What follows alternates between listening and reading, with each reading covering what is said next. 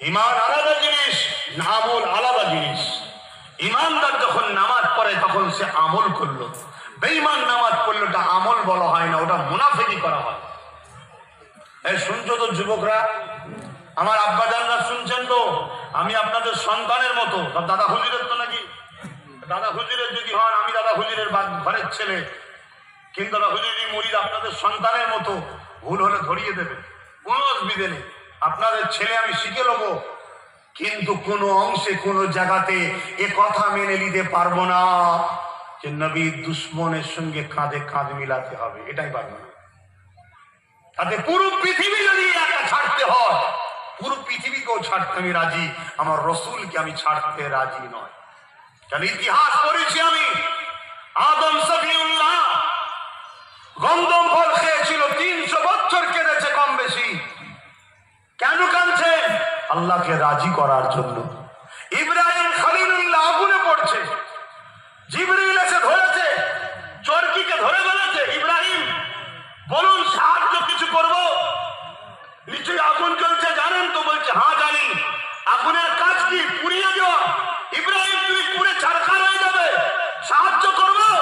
ইব্রাহিম আব্বা, আমাদের আব্বা জান ইব্রাহিম নবী বলেছিলেন, আরে আল্লাহর খুশির জন্য ইব্রাহিম পুড়ে ছারখার হতে রাজি আছে, তবে আল্লাহ ছাড়া কারো সাহায্য চাই না। জোরে বলুন সুবহানাল্লাহ, চিৎকারে বলুন সুবহানাল্লাহ।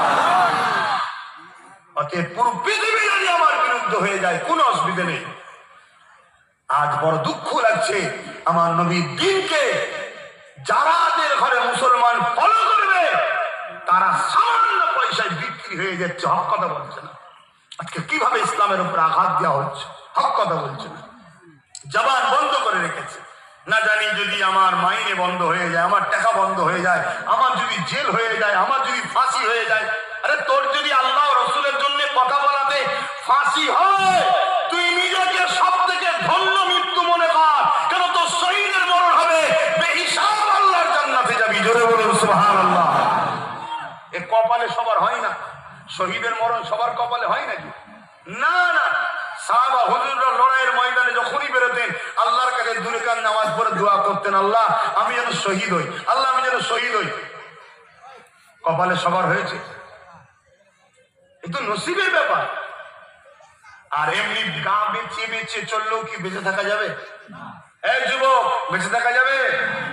তাহলে নবীর গোলাম হয়ে মরো, দাড়ি রাখো, মাথায় টুপি দাও, নামাজ পড়ো, নবীর দরুদ শরীফ পড়ো, নবীর পক্ষে দাঁড়াও, ইসলামের পক্ষে দাঁড়াও, ইসলামের পক্ষে ঝান্ডা ধরো, হকের